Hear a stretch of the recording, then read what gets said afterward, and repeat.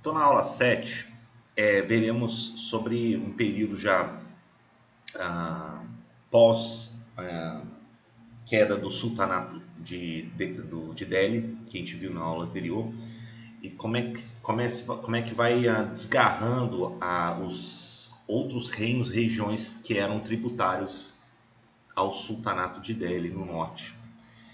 Isso vai ter uma série de consequências. Primeiro, uma fragmentação, né, dos domínios mais ao sul, das Víndias, então na região ao sul das Víndias, Narmada, lá no Decão e mais ao sul em diante. Né?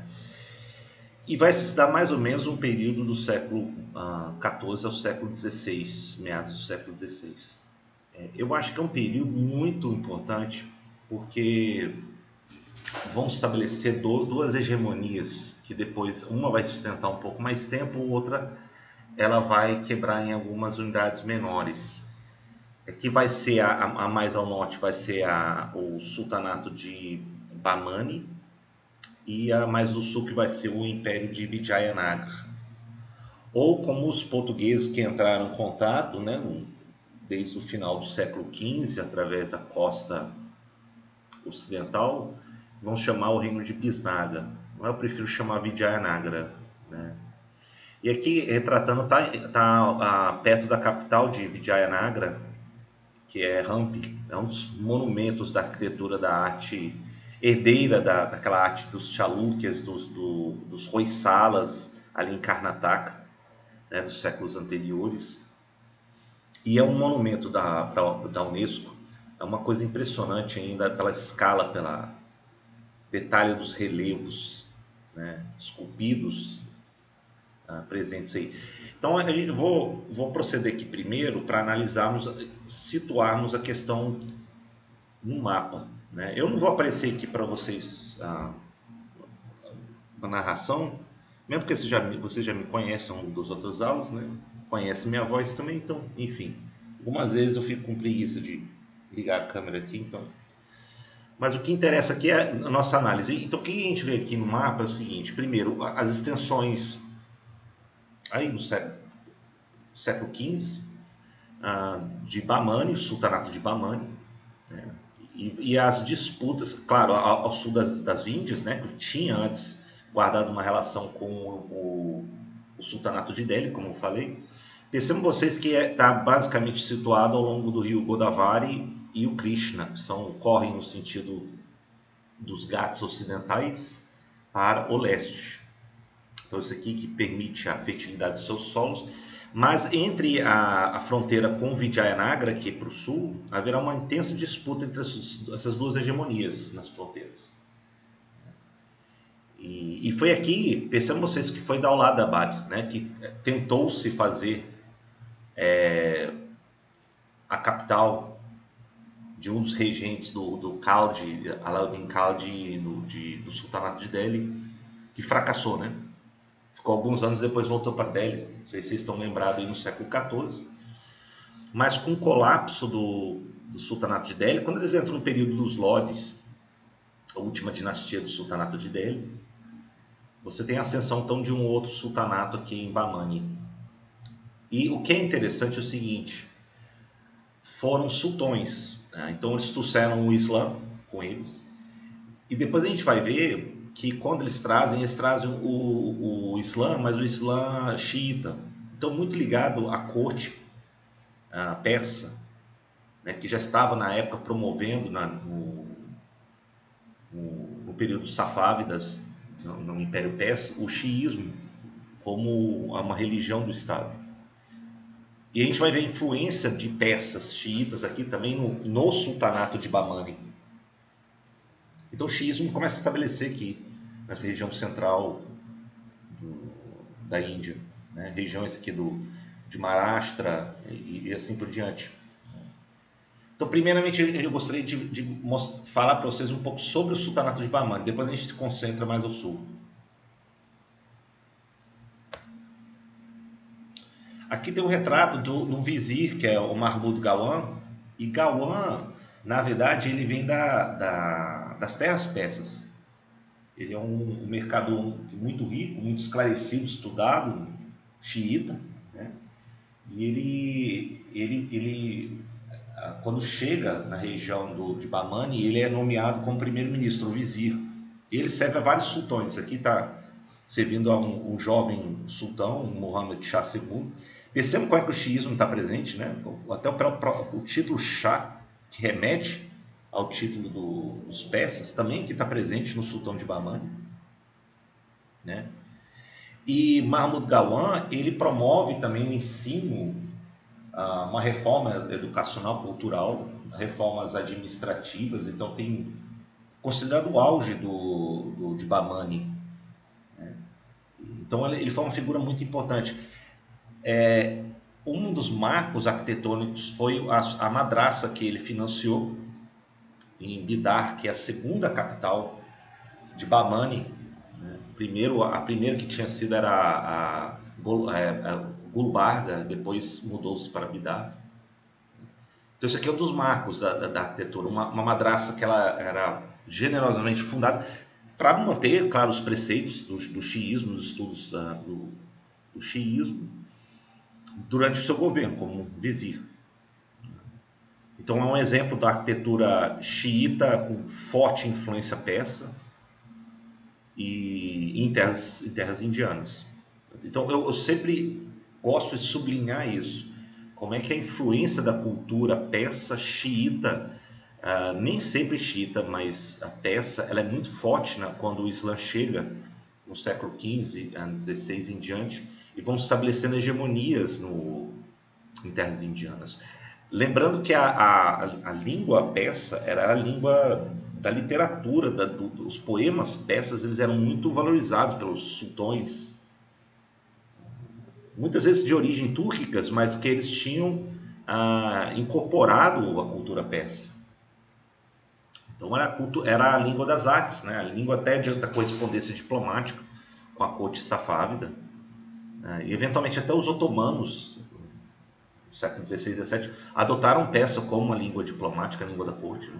Então a língua persa, ela tem ela vai ecoar muito na Índia até mais ou menos o século XIX, a gente vai ver isso. Bom, indo um pouco mais para o sul, vou voltar aqui o mapa, a gente tem o estabelecimento de um outro império que aí não é tão islamizado, apesar de ter templos, mesquitas, né, madraças, na capital Vijayanagar, e até em Hampi você tem algumas mesquitas. A corte, quando ela se inicia mais ao sul, ela não adota o Islã. E inicia-se com duas figuras que são irmãos, o Harihara I, em 1336, vai governar mais uns 20 anos, depois é sucedido por seu irmão Buka, e, e eles promovem o hinduísmo, mas ele é muito tolerante, como disse para vocês, e tem muitos templos jainistas, por exemplo, em Hampi.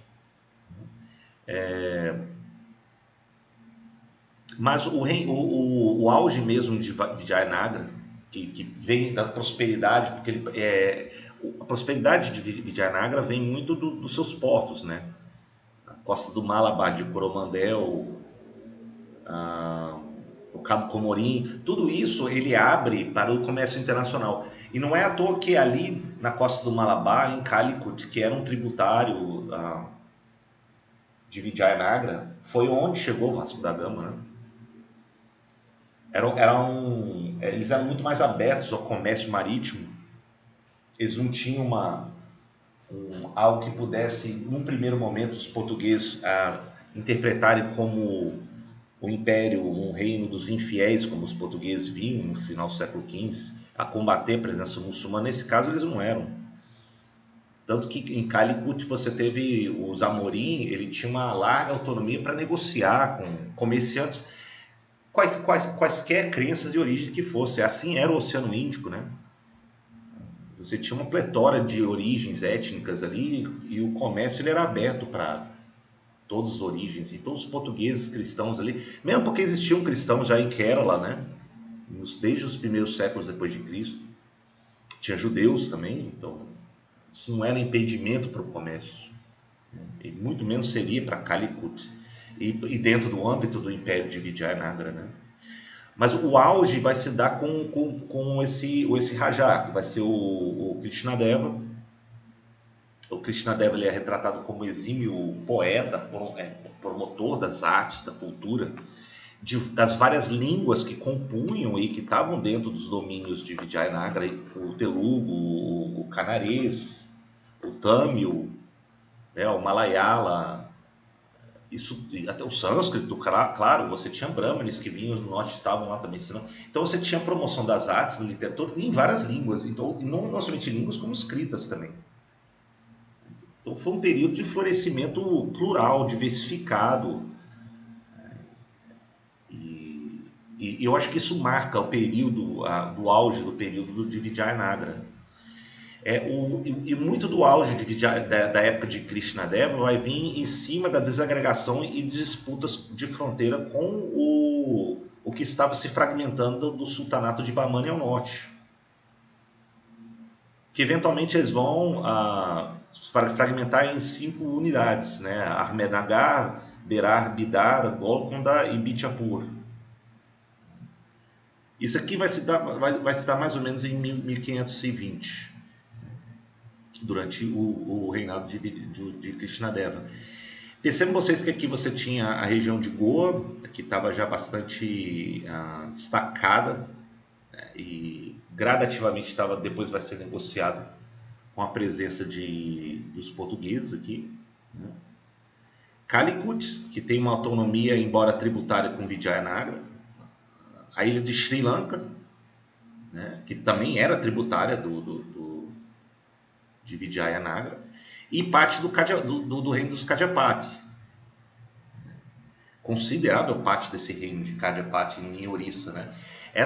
Isso aqui é importante porque houve uma grande apreciação da cultura, da arquitetura dos Kadyapatis, dessa região de Orissa, que vai inspirar também muitas das construções em Hampi, como, por exemplo, a carruagem. A gente viu isso em algumas arquiteturas em Puri, em Orissa, e isso vai se manifestar também em determinadas construções dentro do complexo de Hampi.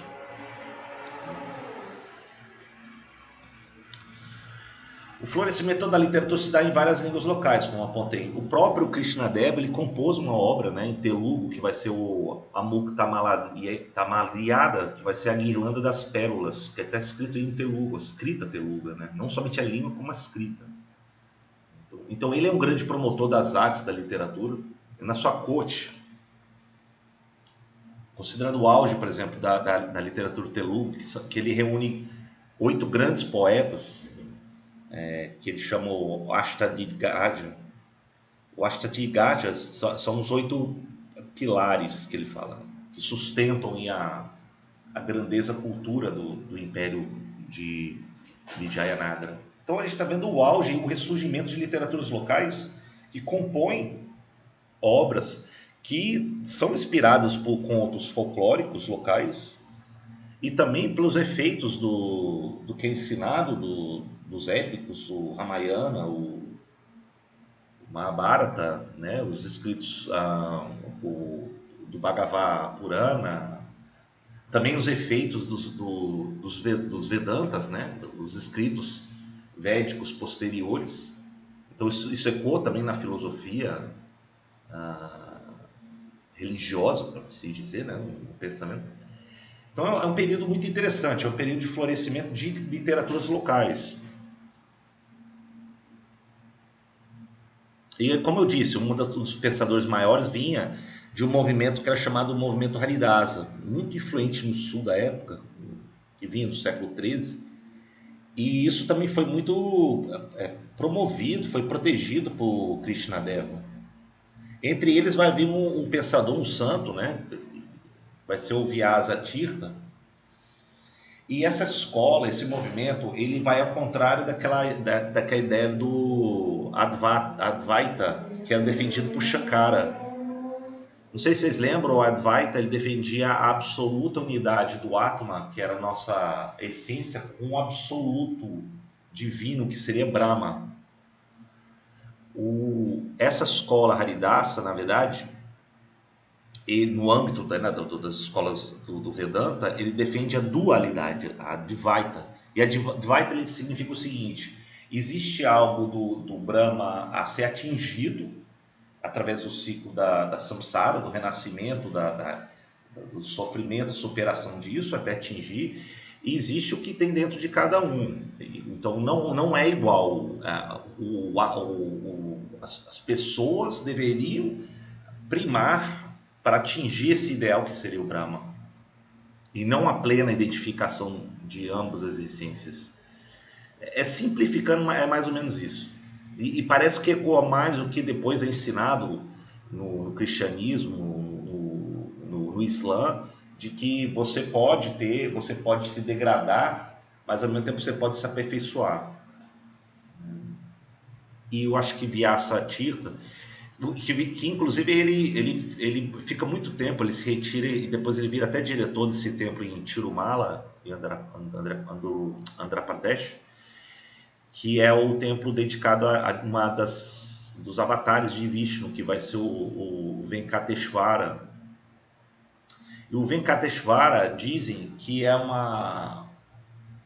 primeiro, foi uma das manifestações de Vishnu, assim como tinha sido Krishna Rama, e que aqui é um dos templos mais sagrados, inclusive na Índia, porque aqui diz que depois dessa era da decadência que vivemos, que é a Kali Yuga, eventualmente aqui ainda vai sobreviver no fim dos tempos.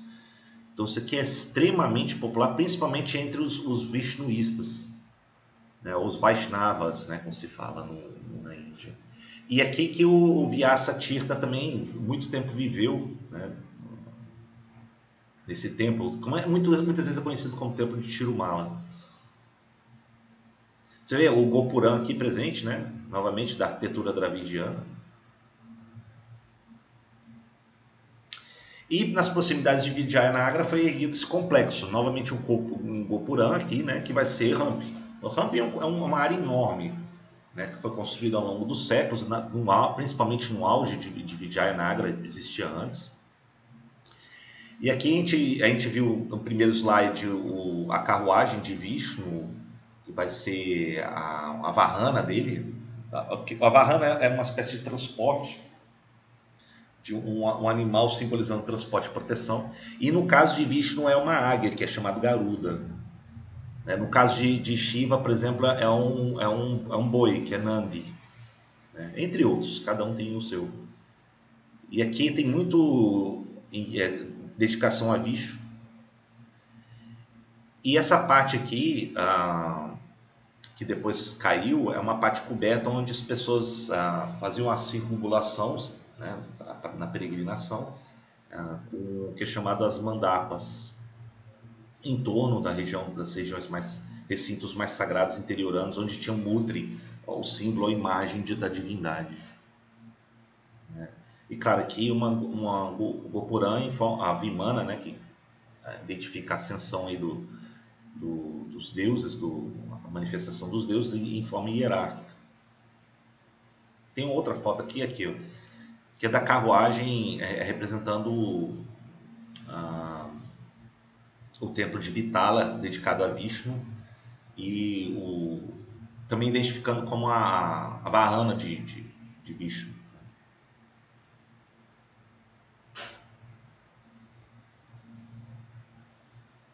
Bom, a decadência de Vijayanagra, que aí chega basicamente meados do século XVI, é um processo já mais demorado do que aconteceu com o que sobrou do sultanato de Bahmani.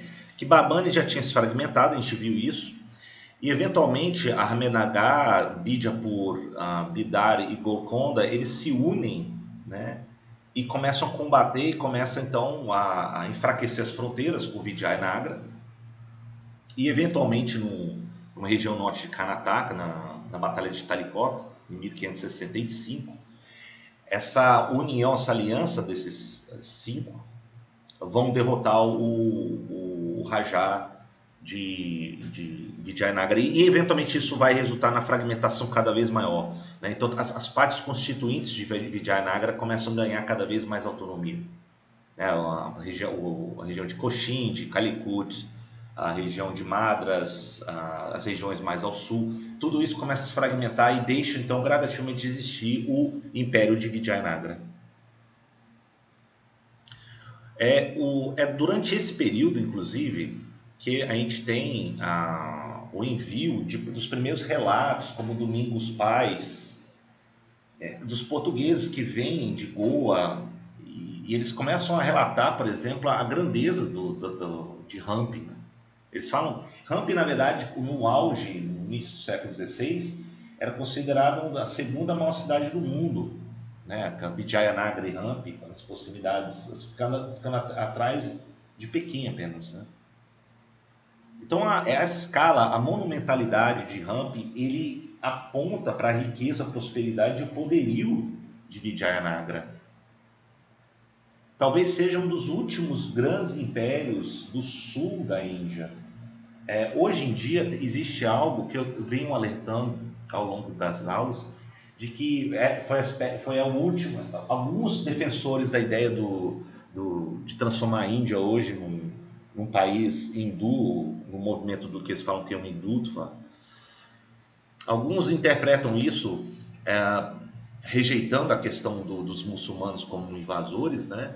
Eles falam que esse foi o último grande império hindu, que os embates com os muçulmanos do que sobrou do sultanato de Bahmani foi um dos últimos grandes e trágicos momentos da história indiana, e por assim vai. Então, existe uma motivação ideológica, política neles. E eu não gosto de adotar esse posicionamento, né? Não gosto e não concordo, né? Por quê? Porque você tem também aí, na história indiana, você sempre teve templos budistas, jainistas, vishnuístas, shivaístas, bhakti, né? Muçulmanos, isso inclui sunitas, xiitas. Muitas vezes na capital você tinha uma mesquita junto com o templo hindu, com o templo jainista, né? Você depois teve o acolhimento, como em Kerala, de cristãos, também do que fugiam de algumas perseguições muçulmanas zoroastrianos, principalmente na região norte, noroeste da costa ocidental e noroeste da Índia. Então a história indiana era muito mais composta de pluralidade, não de uma ideia, uma unidade religiosa contra outra.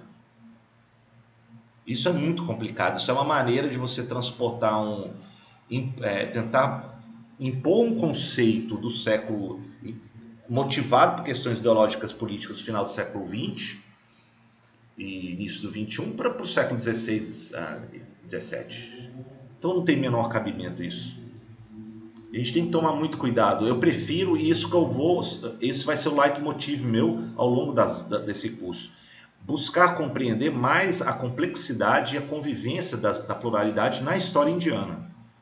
Eu acho que é essa que é a grandeza da história indiana, a pluralidade e complexidade dela, né?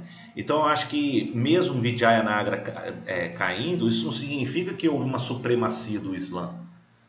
Esses reinos que vão depois suceder Vijayanagara na região, muitos deles ainda carregam o hinduísmo. Existe também mercadores muçulmanos nas cidades que são controlados por rajás, né? Então isso não faz o menor sentido defendermos essa ideia. Na próxima aula eu vou começar a me concentrar um pouco mais nas regiões norte. Então, já entrando aqui em meados do século XVI, nós iremos analisar então o estabelecimento de uma hegemonia que vem de outros povos túrquicos lá da Ásia Central, com Babur, que vai trazer o Islã com eles, né? E muito ligado também à apreciação da cultura persa, que vão ser os Mughals ou Mogóis. Esse é um momento determinante da história indiana, de meados do século XVI em diante, mas a gente não vai deixar de observar ainda o que está acontecendo em outras regiões que não estavam no controle direto dos mogóis. Tá? Então é isso que a gente vai ver daqui em diante.